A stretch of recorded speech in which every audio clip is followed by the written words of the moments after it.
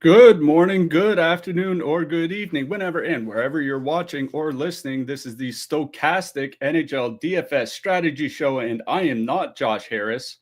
I am your host for today, Michael Clifford. Josh is quite infirmed at the moment. He's sick. Anybody that watched the show yesterday probably knows that already.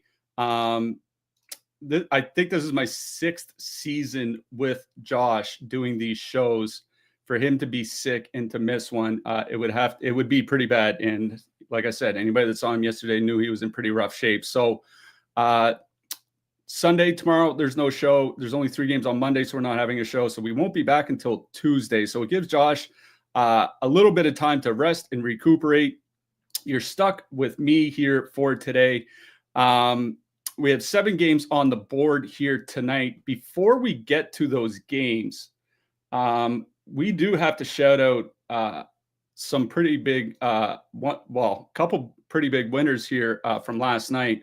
First, I do want to shout out Zig, the Zig in our Stochastic Discord, the Daz on DraftKings. He took down a fantasy hockey world championship seat last night, over 200 points, took down first place. He is going to the live final. He had our beloved Columbus Blue Jackets as well with Vegas. Zeke said he didn't have a lot of time yesterday. He was spending time with family. He just basically looked at top stacks and put in Columbus and Vegas. And wouldn't you know it, Columbus and Vegas came through. So Zeke is on his way to the live final. Congrats to him. He's been a Stochastic member for years now, as long as I can remember, since I've been here. And very smart player, very sharp guy, very nice guy, always helpful in the Discord. Nice to see somebody like that get rewarded. So congrats to Zeke. We also had Craft Beer Baller, goes by Yellowbird on Twitter, Craft Beer Baller on DraftKings and in the Discord. He took down first place in the hit check. He also had Vegas and Columbus last night, snuck in a one-off Dylan Holloway and got an absolute monster game from Cam Fowler, over 230 DraftKings points. That is a hell of a lineup from Craft Beer Baller, Yellowbird Marketing on Twitter. So congrats to the winners last night. Safe to say that our Columbus Blue Jackets came in big last night. You know, the team looked great. We talked about how Boston had been looking better defensively. Certainly didn't look like it last night. That top line was whipping the puck around like it was nobody's business. Dmitry Voronkov, if the word's not getting out yet, hopefully it's out now. He is turning into one of the best net front guys in the NHL. He had one great power move, went backhand underneath the bar. Another one, he was standing just outside the crease for a tap in. He did great. Sean Monahan has been a revelation since he got healthy. Kirill Marchenko really looks like a full-fledged top line scoring winger at this point. Like, that top line is just absolutely flying. So they did extremely well. We had our winners. Congrats to those two. And congrats to anybody else that was on Columbus last night. I wasn't, like an idiot. I went against our Columbus Blue Jackets, and I went with Vegas. Vegas power play stack. Shea Theodore didn't do a whole lot. Thomas Hurdle didn't do a whole lot. So I didn't really get there. We live to fight another day, and today is another day. As mentioned, we do have 7 games on the board. B-Man asking yesterday's summary, Marner and Lehkonen Hattie. Yeah, Lehkonen, what was it, like 2 goals in the last 2 goals in the third period, including an empty netter to get the hat trick. I think Nathan McKinnon had 3 assists. Nobody, Mikko Rantanen had a goal. Nobody else really did a whole lot. Toronto, there's some guys had some decent nights, but it was basically just the hat tricks or not a whole lot else. So that's why we saw Columbus at the top. Columbus, lots of correlated goals. I think there's a shot bonus snuck in there. You do love to see it. I did watch part of the Toronto-Detroit game. I watched mostly the New Jersey-Carolina game, which is a good thing because New Jersey and Carolina are back at it again tonight. New Jersey is going into Carolina for this one. It did look like Detroit was pushing the pace a little bit better when I went back and watched the goal highlights. Sometimes you just got to give it up to the Leafs. They have a lot of skill that Detroit just really doesn't, and that just showed out last night. But yeah, I was watching New Jersey, Carolina. We've talked about it on the last couple shows. Like Carolina just doesn't look like they normally do defensively. And it was another game last night where, like, yeah, Carolina had the shot attempts edge, but it felt like 5 or 6 years ago where they had the shot attempts edge, but a lot of the quality went to New Jersey. There was a few shifts there where New Jersey really had them running around. It just looked like a very un-Carolina-like performance. So, like I said, that game's on the board here tonight. There are 6 teams that played last night that are also playing tonight. When you have nights like that, got to pay attention to the news when warm-ups hit. So 6:30 Eastern, we will, of course, be posting everything that we see in the Discord. But, you know, there could be line changes. Guys got injured that, you know, we didn't realize they were injured. Maybe somebody got called up. There are lots of call-ups, especially in Ottawa, that we'll talk about a little bit later. So there's going to be a lot of news to pay attention to. The good thing is most of the other 8 teams mostly have their lines confirmed. The teams that played on the back-to-back mostly kept their lines together all game, like Columbus, Boston, San Jose, like all those teams, Carolina, New Jersey, they largely kept their lines together. So it gives us something to work off of, and then we just have to kind of pivot when warm-ups start. But again, as Josh always says, thank you so much for all the love over the last year plus since we've gone to the affiliate program. You guys have really kept us in business. So I really appreciate you guys. Let's just get to the games.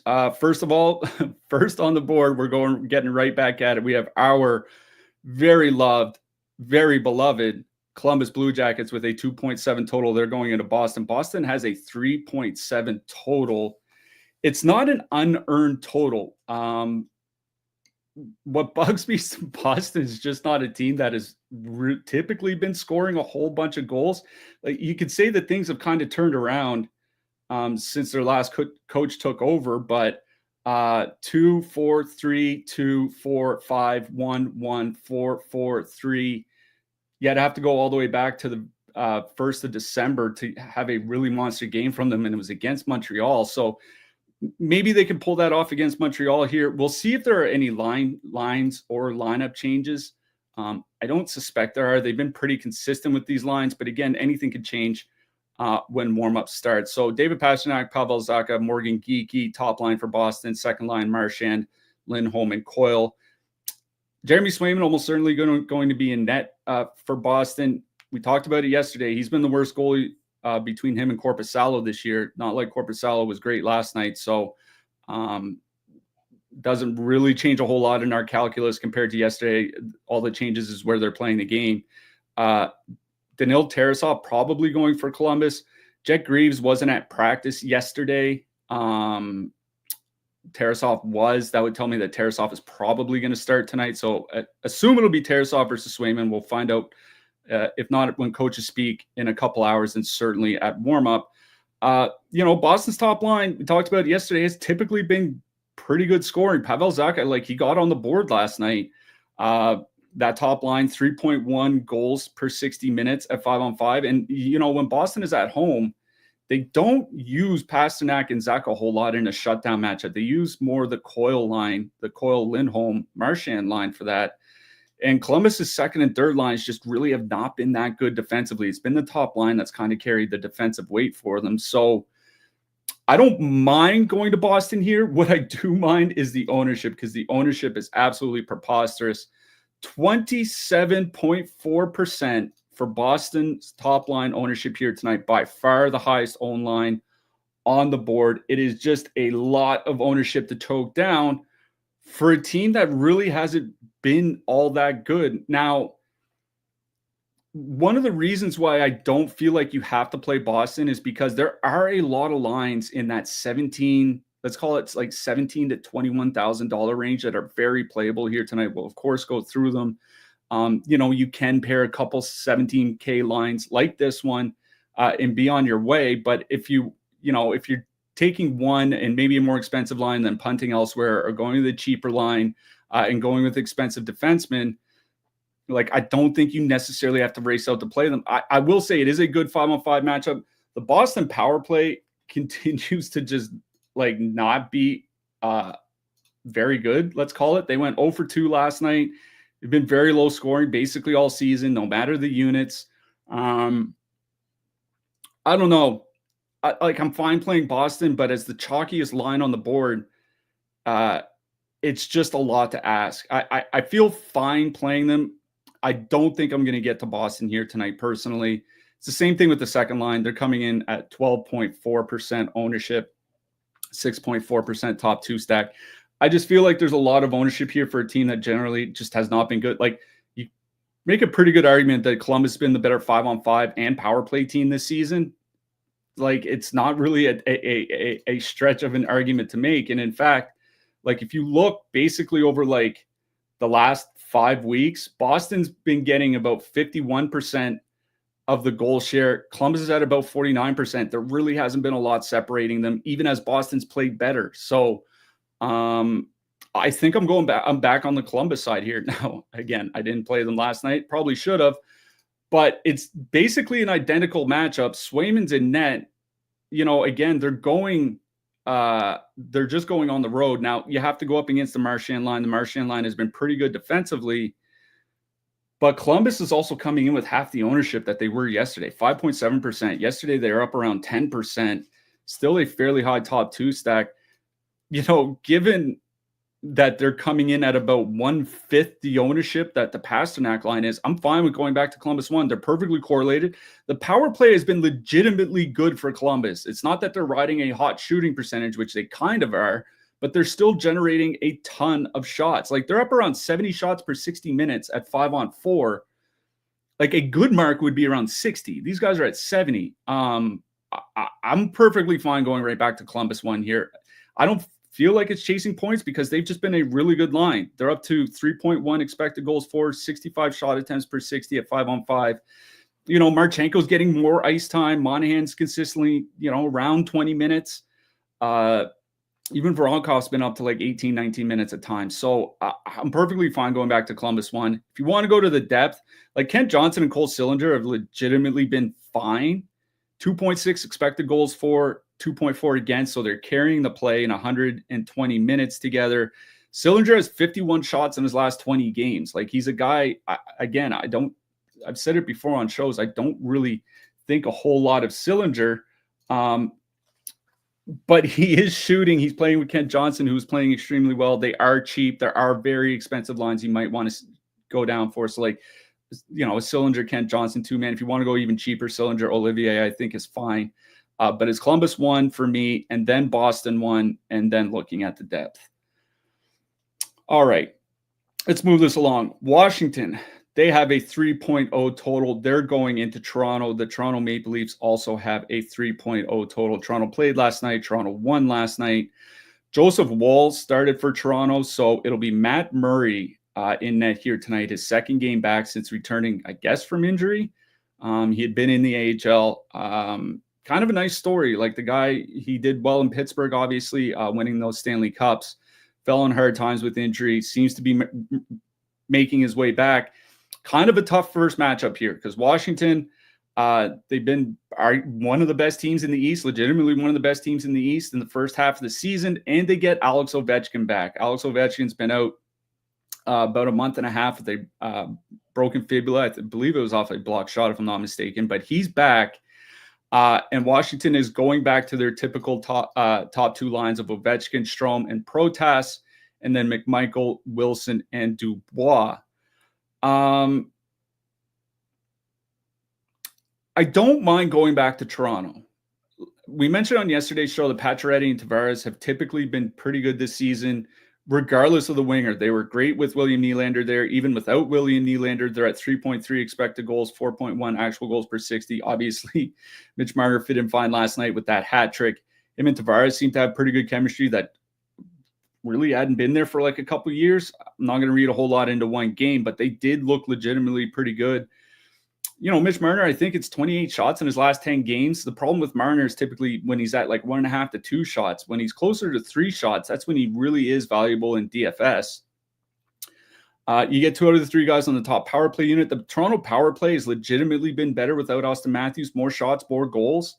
It's not just a shooting percentage thing. It is partly a shooting percentage thing, but they're also generating a lot more shots, which is pretty interesting. But, they have been legitimately very good. I'm interested to see if Toronto ends up changing their second line at all. Like Pontus Holmberg playing with Nylander, like that just doesn't really do a whole lot for me. Honestly, I'd be more on the Toronto side. Like I do have interest in the Toronto top line. They're only 19K.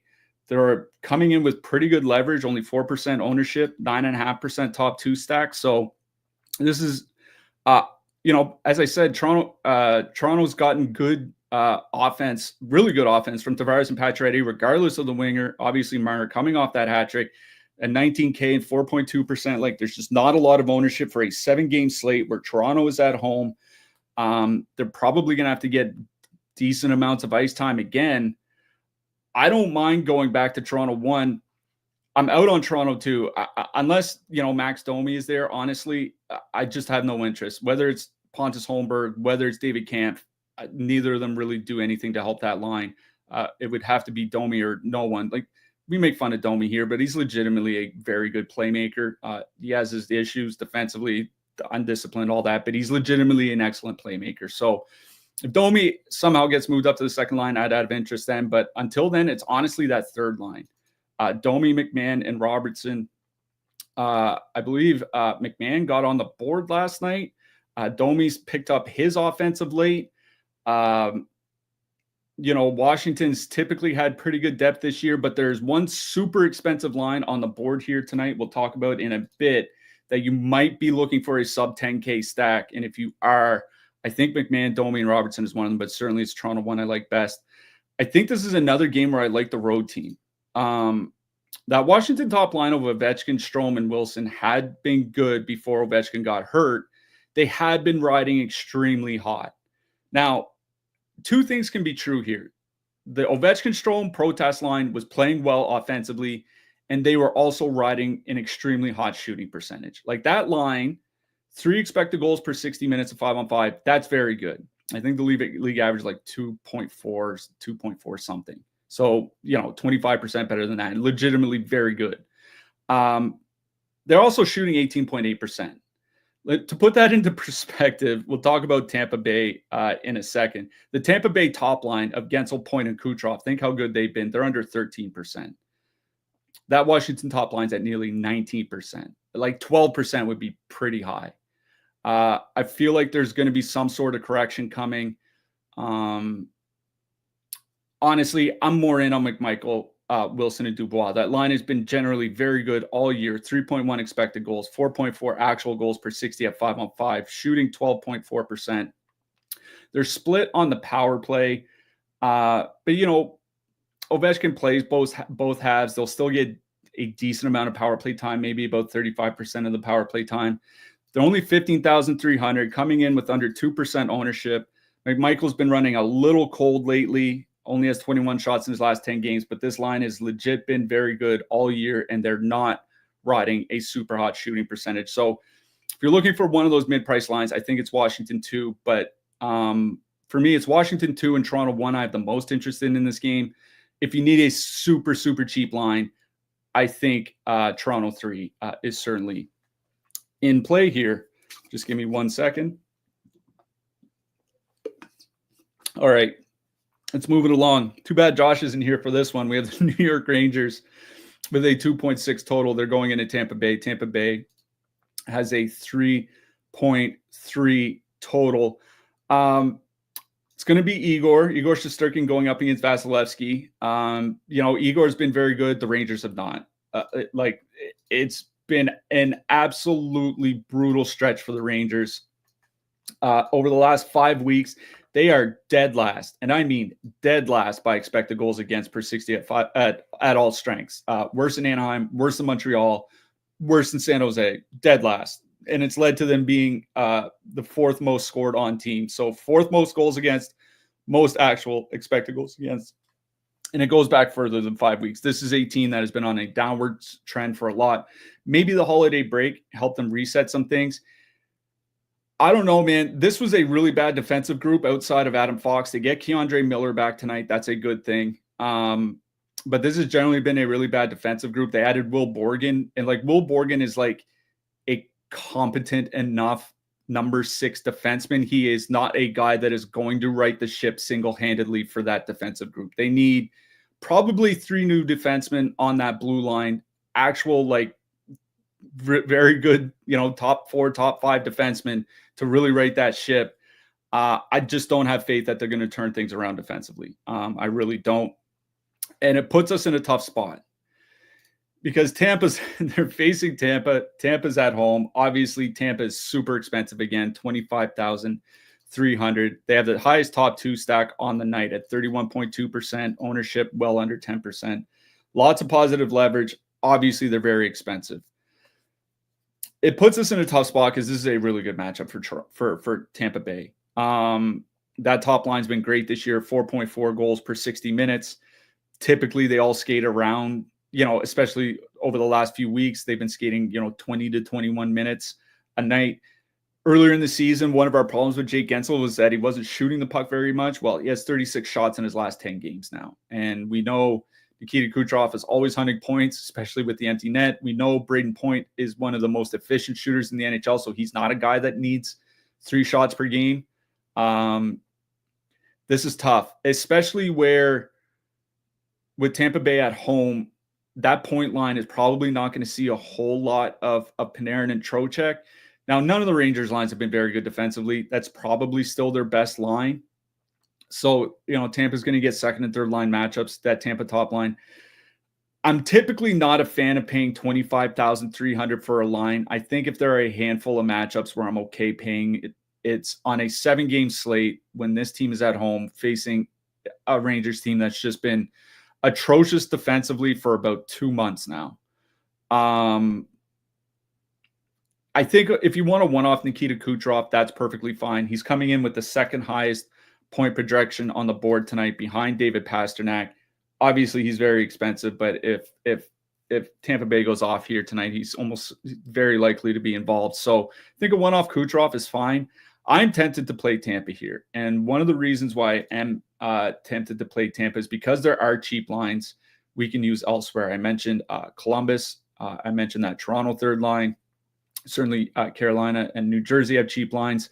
Later we'll get to Calgary and the Islanders. They have some very cheap lines as well. Like there are lines where you still have to probably double punt your defenseman, but there are lines that you can pair with them and lines that I actually don't mind playing here. So I'm not going out to say that I am definitely playing Tampa Bay here tonight, but legit, since they've been in this 24, 25 plus K range, this is the first time that I've legitimately considered playing them in quite a while. So, there's a reason why they have the top 2 stack on the board. If there's one thing that's kind of keeping me away from them, it's that the Rangers penalty kill, or at least Shesterkin, has generally been fine.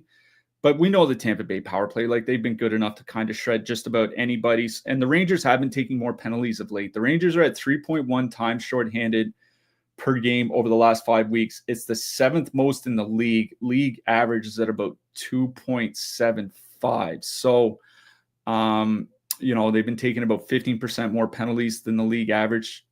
A little less than that, but still, if they take too many penalties against Tampa, it's going to hurt. So it's another one of those nights where I haven't made my lineup, but like I said, it's one of the first times I've really considered playing Tampa. It's just, this is not the Rangers team of a year ago. Even if, they relied on Shesterkin a bit too much, this is honestly, this team is closer to the Anaheim Ducks, and at least defensively, they're closer to the Anaheim Ducks than they are the team that they were last year. So really do like Tampa 1.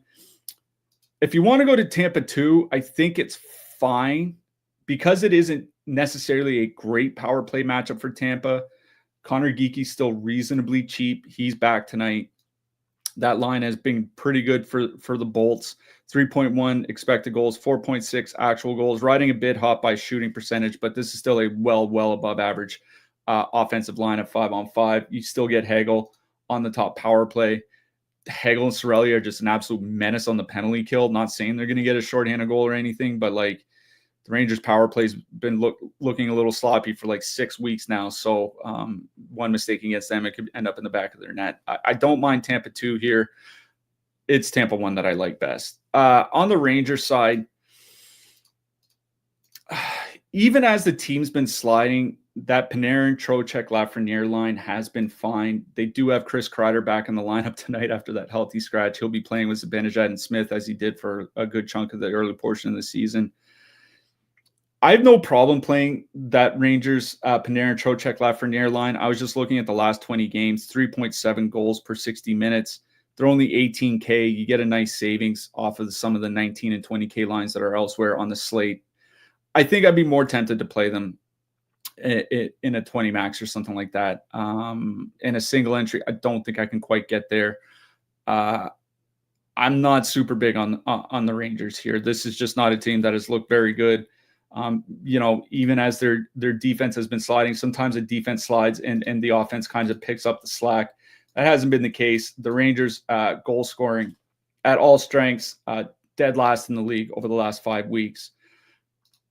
They're getting a bit unlucky by shooting percentage, but they also have a bottom 10 mark by expected goals for. So they've been brutal defensively. They've been pretty poor offensively. I think I'm out on the Rangers unless I was playing a lot of lineups here tonight. All right. New Jersey, the Devils, they are going into Carolina. They played last night. New Jersey won 4-2. New Jersey has a 2.8 total tonight. Carolina has a 3.1. Pyotr Kochetkov started for Carolina last night. Assume it's going to be Dustin Tokarski starting for them. Certainly a downgrade. New Jersey started Jacob Markstrom last night. Almost certainly going to be Jake Allen tonight. That is also a bit of a downgrade. So the way I look at it is like not a whole. It's kind of like last night with Columbus and Boston, and tonight, like not a whole lot changes basically, except for like one thing, and that's obviously Boston at home going to send out Marchand against the Monahan line. Carolina at home. I was looking earlier. Carolina, I think it was their third game of the season or something like that, second or third game. They were at home to New Jersey, and they sent out the Stahl line against Nico Hischier, which is interesting because the Stahl line's still been legitimately very good defensively, even as the rest of the team, as we said yesterday on the show and as they showed last night, has been sliding a bit defensively. That Stahl line's still been pretty good. I'm wondering if they don't go out against Hischier again here tonight, as they did earlier in the season. Like if they do that, then I would have a fair bit of interest in that Jack Hughes, Jesper Bratt line. They looked pretty good yesterday. Obviously they didn't fill the score sheet like a Columbus or a Vegas or something like that. It is a pretty tough matchup still because Carolina is still very good on the penalty kill. Like it's the one thing that Carolina has basically had for like the last 5 or 6 years now is an excellent penalty kill. Last night they didn't even give up a power play to New Jersey. The one thing holding me back from Bratt, Platt, and Hughes is that this is not a good power play matchup. And the New Jersey power plays kind of struggled. Their last 10 games, the top power play unit is shooting 3.6%. Now, it's kind of the situation that some other teams have been in with their power play where they're generating a good amount of shots, a really good amount of shots. They're just not finishing. What I worry about is relying them on finishing against a Carolina penalty kill that, again, has held up. I don't mind playing New Jersey here. I would go to the Hughes, Bratt, Platt line. Again, they've been excellent this season. 3.4 expected goals, 3.8 actual goals per 60. If I were to stack them, I would just straight up full stack. I'm not super concerned about power play correlation with Andre Palat just because I do think it's a better 5-on-5 matchup than it is a power play matchup for New Jersey. But Hughes, Bratt, and Palat are kind of on my radar here. I think it's another case where if I was 20 maxing, I would be more inclined to play them here tonight. Single entry, I'm not sure I'm going to get there. I think there are other lines in that price range, like that $19,000 to $21,000 price range, that I would rather play. But it is the Hughes line that I like best on that side. I'm kind of guesstimating that they're not going to see much of the Stahl matchup. If they do, then all goes for naught. That's kind of the other problem besides the power play matchup here. So it is the Hughes line I like best. Don't have really any issue playing either of the New Jersey top two lines. but I'm not running out to play New Jersey here. On the Carolina side, I'm thinking there's going to be some lineup changes. They did not look that great last night. It's been a while since they've consistently looked good. Like, they do have games here and there. I'm wondering, do they just load up and move Svechnikov to the top line? Do they move Svechnikov back down to the third line? Do they move Seth Jarvis down to the third line, which they've done at times? I'm wondering if there aren't going to be lineup changes here. If there aren't, it is the Aho Jarvis Roslovic line I like best. Like, don't get me wrong, Martin Necas, he had an unbelievable start to the season. It's kind of gone a little bit under noticed how cold he's gone lately. He has no goals in 9 games, only 3 assists in that span with 20 shots. So he's averaging like 2.2 shots per game, 3 assists, no goals. It's kind of noticeable that his ice time's gone down too. His last 6 games, 5 of them are under 18 minutes. And this was a guy who there was like a 20-game stretch, a 25-game stretch where he was averaging like 19 minutes a game. He's been under 18 in 5 of the last 6. And I think him and Svechnikov both aren't playing that well. I think Aho and Jarvis and Roslovic, as shaky as the Carolina has looked, has kind of been their most dangerous offensive line. Certainly Aho and Roslovic basically all season. Like, I know Necas obviously had that really hot 20-game stretch or whatever. But I mean, like, consistent from start until right now, including last night, I think Aho and Jarvis is probably where I would go. That line is at 3.9 goals per 60 minutes. Aho and Jarvis skating 19 to 20 minutes. They're not that expensive at 17,600. They're not getting a ton of ownership. I hate to slander Jake Allen because he's actually from my hometown. I know him and his family. I don't think he would take a slight in saying that he's a little that Jacob Markstrom has been the more proven goalie. So I don't mind Carolina 1 here. I'm wondering if there won't be people scared of playing Carolina here tonight. Carolina 1, provided it's Aho, Jarvis, X, whether it's Roslovic, whether it's Svechnikov. If it's Necas, it might be getting too expensive to play them. So just watch for that. But if it's Aho, Jarvis, Roslovic, Aho, Jarvis, Jackson Blake, Aho, Jarvis, Eric Robinson, even like something like that, I'd be perfectly fine playing Carolina 1. So I think for me in this game goes Carolina 1, then the Jack Hughes line, then the Nico Hischier line, and then that's probably it for me. Like, if you want a one-off like Jordan Martinook or something like that, I think that's okay. But not running out to stack the Carolina depth in that matchup. All right. Our next game features 2 teams that are playing their first games coming out of the break. We have the Ottawa Senators with a 2.7 total. They're going into Winnipeg. Winnipeg has a 3.3 goal total. Ottawa's missing both their goalies. That's not great. It's definitely not what you want. Anton Forsberg and Linus Ullmark are both out. Merilainen has been called up, as has Mads Søgaard, and Mads Søgaard is the one getting the start here tonight. Now, Mads Søgaard, still a youngish goalie, just turned 24 years old. Career .881 save percentage in the NHL. He's only made 24 starts, but he has generally not looked very good when he's been called up. Now, part of that is because, like, basically until this year, Ottawa's been a very shaky defensive team. But it really doesn't give us a lot of confidence that Ottawa has to turn to their AHL goalies. Remember a couple of years ago when Mackenzie Blackwood was still in New Jersey, and it was him and Vanacek, and they kept getting injured. And New Jersey basically had to it was a really good team that had to rely on AHL goalies for a couple months, and it basically kind of sank their season.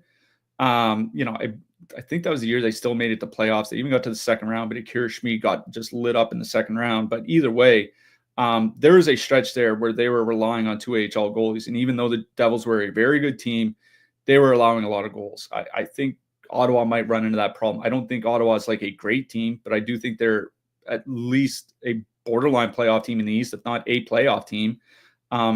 It's just I don't think that the goalies are up to snuff. Like Linus Ullmark had been absolutely phenomenal. He had a tough start to the season. Don't get me wrong, but he had been absolutely phenomenal for a while.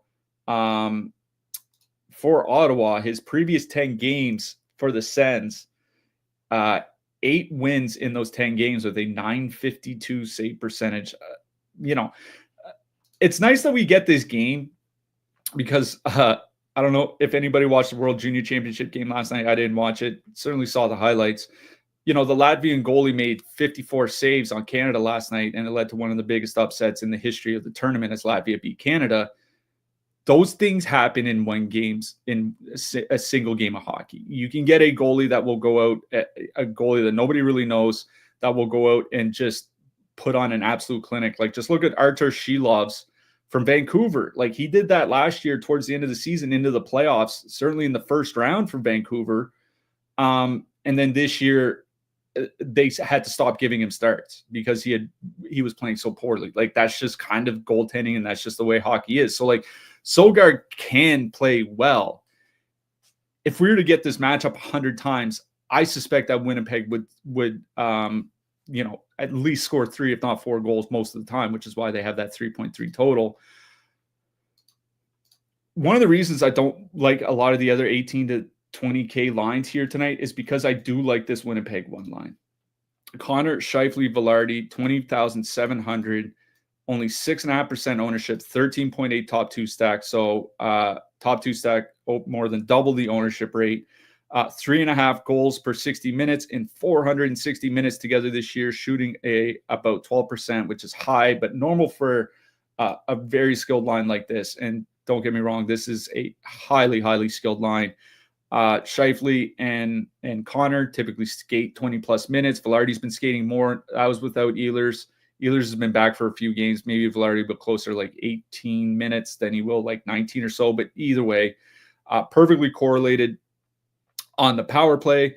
Ottawa doesn't have a great penalty kill. It's not a bad penalty kill. We have certainly seen some bad Ottawa penalty kills in recent seasons. This is not that, but they're not one that I'm afraid of, especially with Søgaard in net. The Winnipeg power play has generally been one of the strengths of this team this year.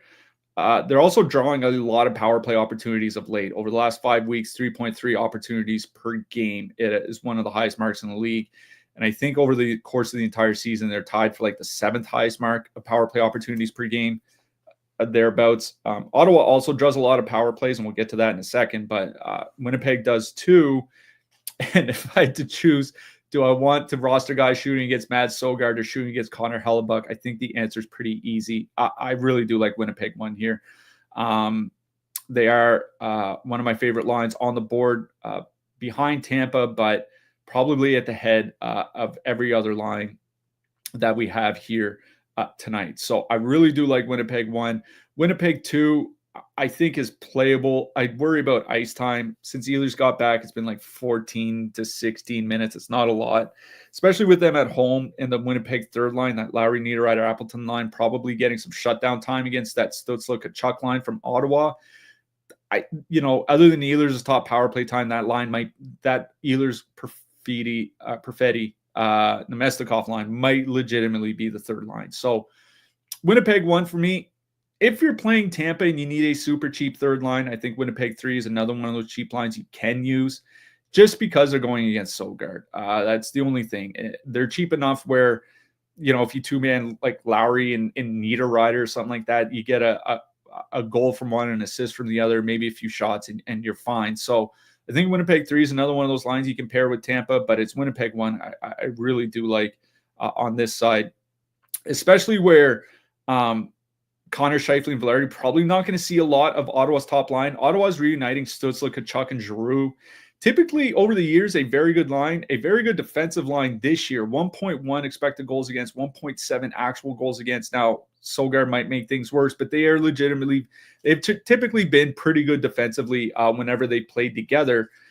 Scheifele, Connor, and Ehlers, or Scheifele, Connor, and Velarde are going to miss that matchup. And then you get into the Ottawa second line, you're matching them against Josh Norris, Jake Batherson, getting into the Ottawa third line, which has been better, but struggled for like the first 20 games of the season. You get into the depth defenseman. I do think it's Winnipeg 1 I like best in this game for sure. On the Ottawa side, like Stützle, Tkachuk, and Giroux, I think is playable, but it's another one of those. If I was 20 maxing, then I'd be considering them.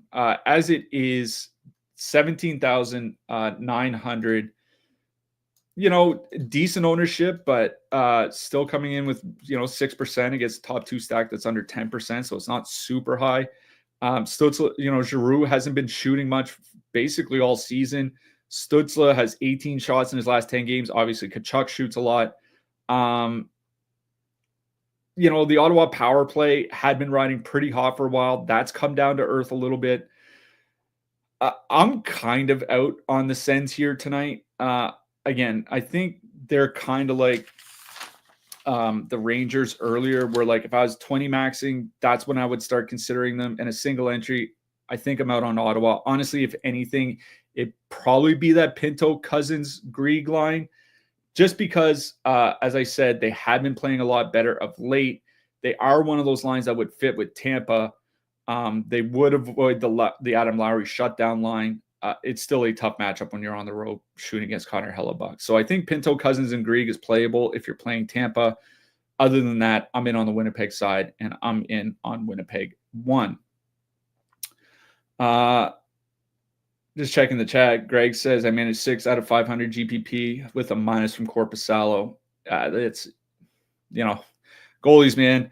The number of nights, especially if you play single entry, the number of nights where you'll have a decent score and then you look at your goal and you'll be like minus 1.8 or something like that. It's just really frustrating. Those things happen.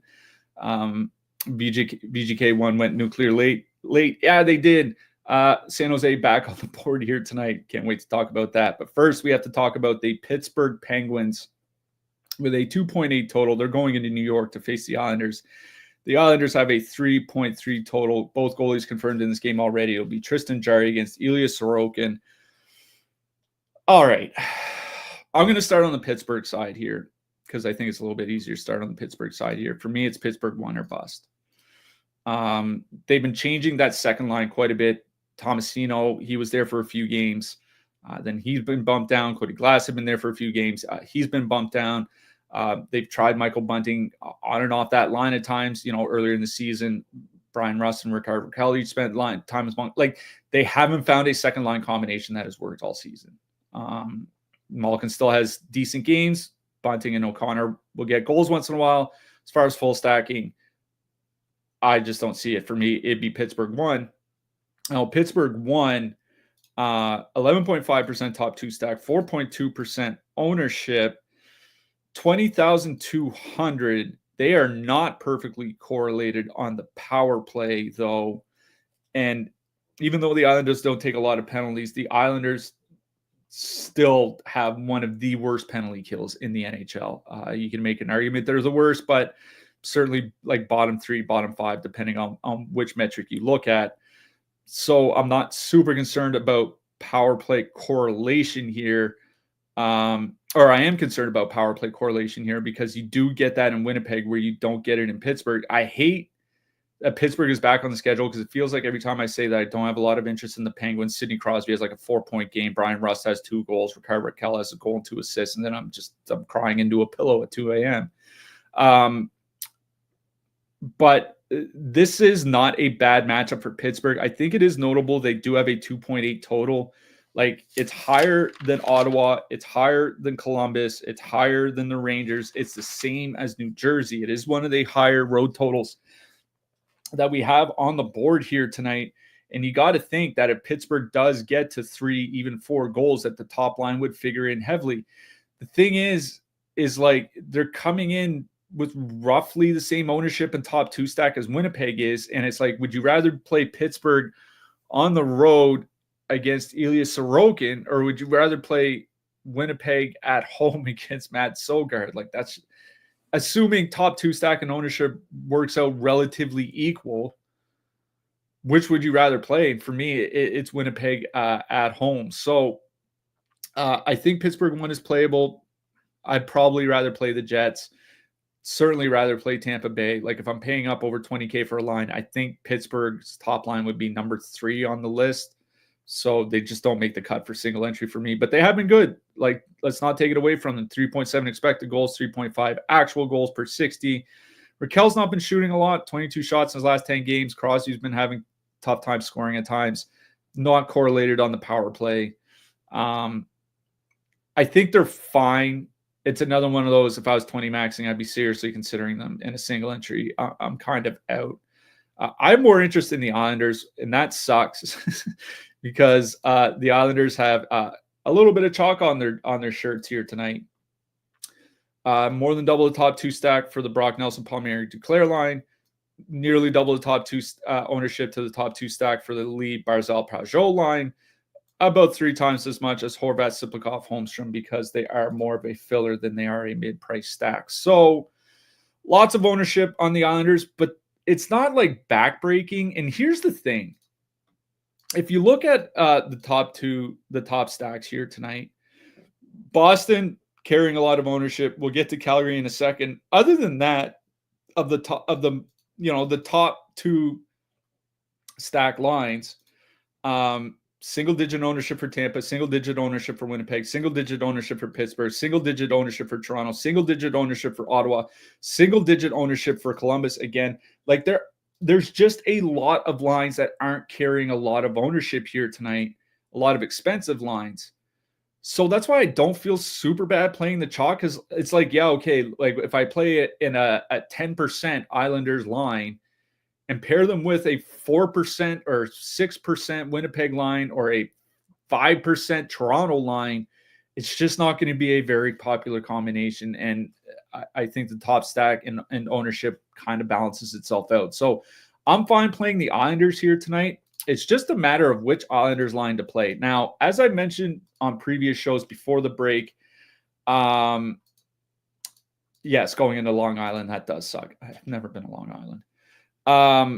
As we've mentioned before the break, that Nelson Palmieri line has typically not played super well without Maxim Siplikov. Maxim Siplikov has genuinely been like, I wrote about Siplikov elsewhere recently. I'd wonder how many people would guess that he leads the NHL in rookie 5-on-5 scoring this year. He has more 5-on-5 points than any rookie, more than Celebrini. Celebrini was hurt, so give him a break there.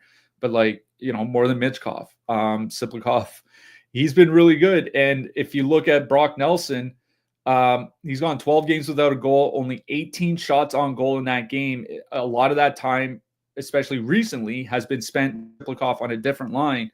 So the chalkiest line for the Islanders, Nelson Palmieri Duclair, has 2 things working against them. One, they have been much, much worse without Siplikov, and Siplikov has been very, very good. Doesn't matter, regardless of which line he's played on. The others, Palmieri, Nelson, and Duclair, while perfectly correlated, are on the second power play unit. And with Matt Barzal back and with Bo Horvat and Noah Dobson all in the top power play unit, I don't think they run 50-50 power plays. And it's Patrick Waugh, like maybe they do.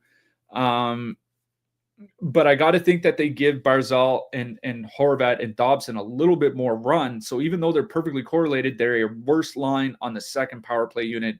That is the chalkiest line of the 3. So I'm out on Nelson Palmieri and Duclair.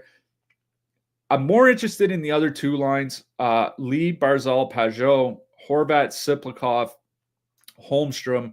What I'll say is, personally, I think I have more interest in that Horvat, Siplikov, Holmstrom line. Now, Holmstrom and Horvat are both on the top power play unit. I'm not sure why Holmstrom's there. I really don't think he's that good of a player. He's certainly not a great DFS player, but listen, he's playing with Horvat and Siplikov. Horvat and Siplikov this season in 120 minutes together, 3.3 expected goals, 4 actual goals per 60 at 5-on-5. Those are just really, really good numbers. Holmstrom, he just kind of has to not kill them, not hurt them. And Holmstrom and Horvat are both on the top power play unit. The way I think I'm going to be building tonight is I'm probably going to use a line that's in that 18 to 21K range. So, putting an $11,300 line fits in perfectly with them. Like I said, Horvat and Siplikov have been very good together. I really do like Horvat, Siplikov, and Holmstrom, especially if they do decide to use them in a shutdown role and they go out against the Crosby line, because the Crosby line has not been good defensively, almost regardless of the line combination this season. So I really do like Horvat, Siplikov, and Holmstrom. I don't mind Lee Barzal and Pajot. The thing is that they are $2,800 more expensive. It kind of fundamentally changes the type of roster that you want to build. But Lee and Barzal have been good this season in a small sample together. 4.1 expected goals now, only 1.1 actual goals because they're shooting 2.9%. What I will say is two things. One, Matt Barzal has typically not been a high percentage shooter in his career. He's never been above 13% in any season. Over the last 2.5 seasons, he's averaged 9.6% shooting. So he's not a guy that finishes at a high rate.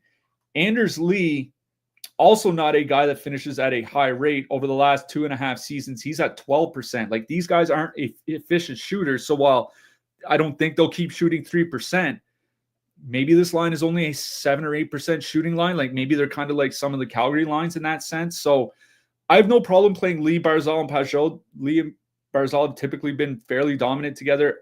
I think I prefer Horvat, Siplikov, Holmstrom, especially if you're looking for one of those $11,000 to $12,000, $10,000 to $12,000 filler lines here tonight. If you want one more expensive, Lee, Barzal, Pajot, perfectly fine. Lee and Barzal on the top power play unit as well. But I think it's a Horvat line I like a little bit better. All right, we're going to round things out here. The soup du jour, this is quite the game to finish with. And what makes it interesting is that the first 6 games all start between 7 and 7:30 Eastern. This is the one late game. It is a true late night hammer here tonight. We have Calgary with a 3.6 total playing their first game out of the break. They're playing San Jose. San Jose has a 2.9 goal total. Obviously, San Jose did not look very good last night. We talked yesterday about how the team is just not the same without Jake Wallman. I think that kind of bears out when you look at how they played last night. What I will say about San Jose is this. No matter what, I have interest in any line Macklin Celebrini plays on. I do think I only caught a bit of that game. I've watched a handful of Sharks games this year. He's noticeable in an impact way every single night. If you look at some of the tracking data, like his zone entries and his creation of zone entries, his passing, all that is really, really good. His shot rate is really, really good.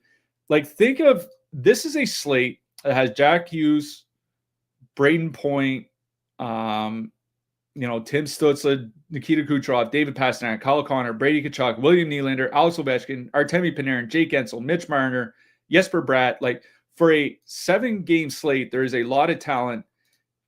And stochastic projection has Celebrini third amongst all skaters, first amongst all centers in fantasy point projection. I think he is legitimately that good. It's curious if there's going to be any line changes. They didn't change much until, the very end last night when they had the empty net. So I don't think there will be. This is the problem. We talked yesterday about how bad Barclay Goodrow has been this year, and he's been terrible for San Jose. They're only scoring 25% of the goals at 5-on-5 when he's on the ice, even for a basement team. That is horrific. With him and Michael Granlund on the ice so far this year, 4.7 expected goals against in 50 minutes together. It is 111 shot attempts against per 60 minutes with Granlund and Goodrow on the ice. 111 would be a lot for a penalty kill. This is at 5-on-5. They played less than 4 minutes against the Jack Eichel line last night. Jack Eichel line outshot them 5-1 and scored twice. That's kind of what that's kind of what's working in Calgary's favor. I don't think there is. We'll have to see. Maybe Wallman comes back or something like that. Maybe Eklund comes back or whatever. Especially if Wallman is out, there's just nothing on the San Jose side that can slow down basically any Calgary line, and that kind of sucks because Calgary is carrying a ton of ownership here tonight. The Kadri line, 18.5%. The Backlund line, 19.8%. Sharon Gover, Zari, Peltier, only 3%, and we'll get back to that in a second. In general, my favorite line is Kadri, Huberdeau, and Pospisil, for the basic reason that they're the one line that's been consistently able to generate quality shots for Calgary this year. 2.9 expected goals, 4.6 actual goals per 60 minutes. Huberdeau's on the top power play unit, skating like 19 or so minutes, shooting very hot shooting percentage, but he's been productive this year. That Calgary top power play unit has been good. Pospisil's been getting more ice time. This isn't the Pospisil of last year where when he was playing with Kadri would skate 19 minutes. Pospisil would get like 11. Pospisil has been closer to like 16 minutes, like actually viable ice time.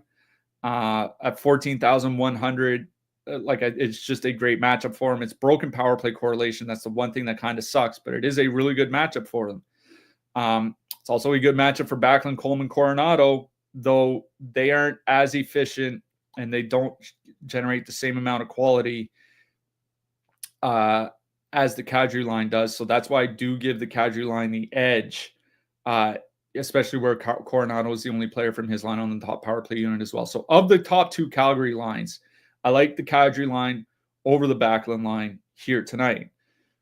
Calgary 3 is where things get interesting here, because assuming they just kind of run back the same power play, Sharangovich and Zary are the only Calgary line with two players on it on the top power play unit. And Zary, Sharangovich, and Pelletier, only 3% ownership, 10,600. So they're priced at a spot where you can fit them in with Tampa Bay. That's what's kind of leaning me towards them, is because that Calgary top power play unit has been above average, which I don't mean that to sound like a bad hand, a compliment. It kind of does, but they've been legitimately productive on the power play. San Jose penalty kill, obviously not very good. San Jose taking a fair amount of penalties basically all season. Over the last 5 weeks, they're at 3.2 times shorthanded per game. That's not quite the most in the league. Like Utah and Montreal still take more, but it is a fair amount of time to spend shorthanded. They only gave up 2 power plays to Vegas last night, but now it's a back-to-back.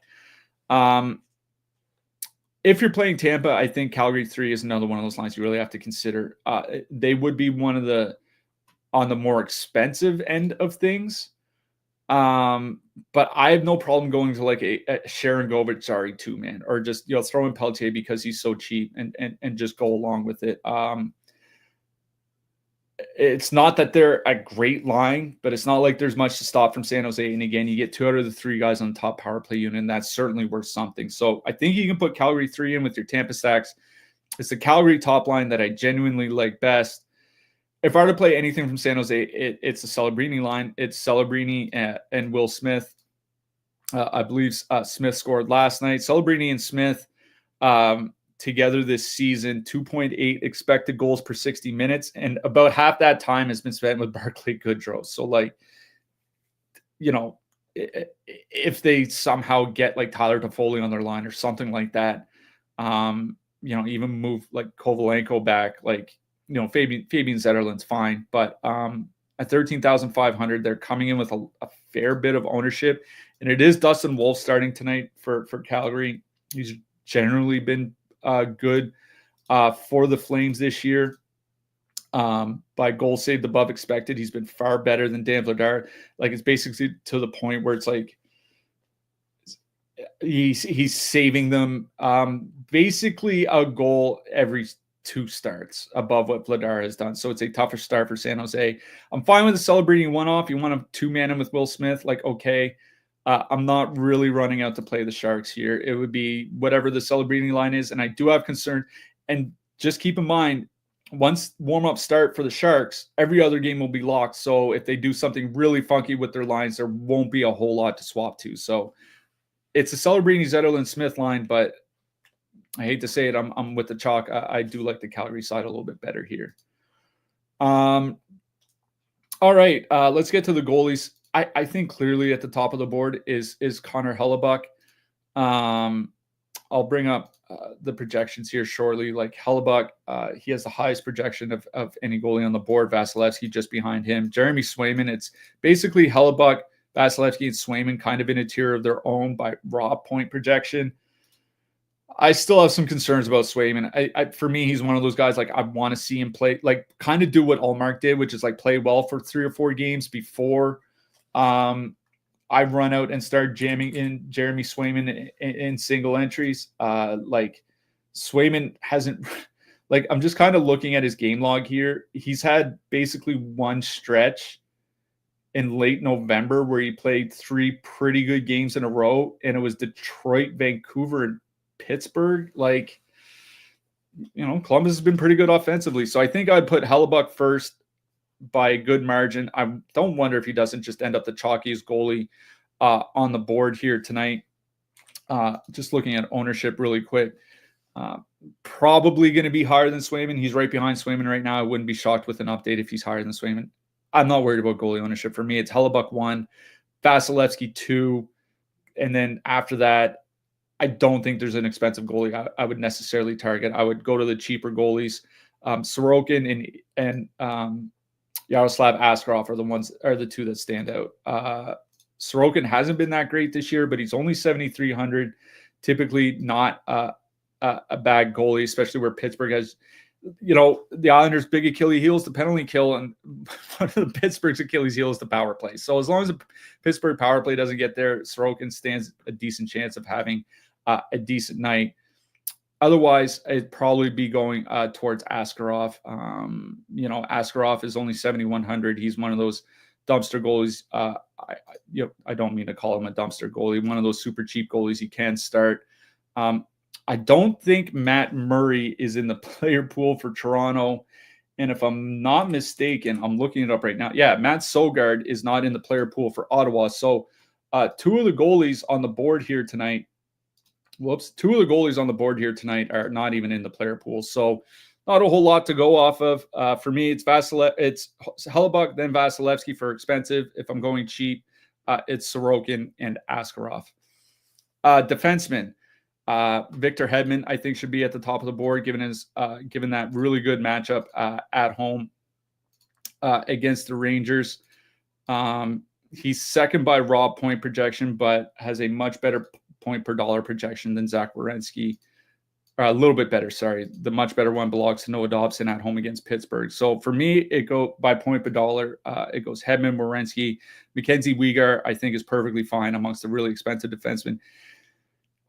There are some good defensemen in that 4 to 6K range, let's call it. Like Josh Morrissey, great home matchup for him with Winnipeg against Sogard. Noah Dobson, great home matchup. He hasn't been great individually, but he's been really good for DFS, and that's kind of all that matters here. John Carlson for Washington has a fairly cheap price tonight as well. Chris Letang is starting to get expensive, but he does put up good peripherals. So I don't mind him, but I think it would be like Morrissey and Dobson, then Carlson, then Letang.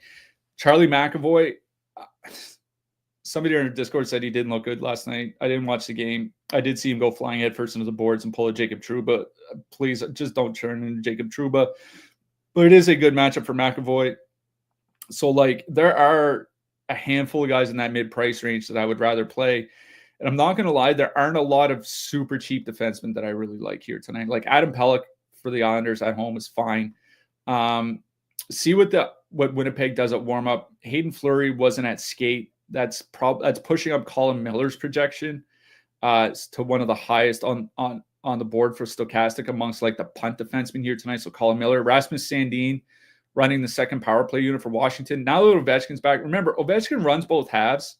The first half will still get more ice time than the second, but the second power play unit will still get ice time. So Rasmus Sandin, I think, is perfectly fine. Ivan Provorov at home or on the road for Columbus. Luke Hughes goal and assist last night. Like we keep saying it, he's getting the most ice time of the New Jersey defenseman. And after, he missed the start of the year, had a slow start for like 10 or 15 games. He started to look a lot more like the Luke Hughes we've expected over the last month.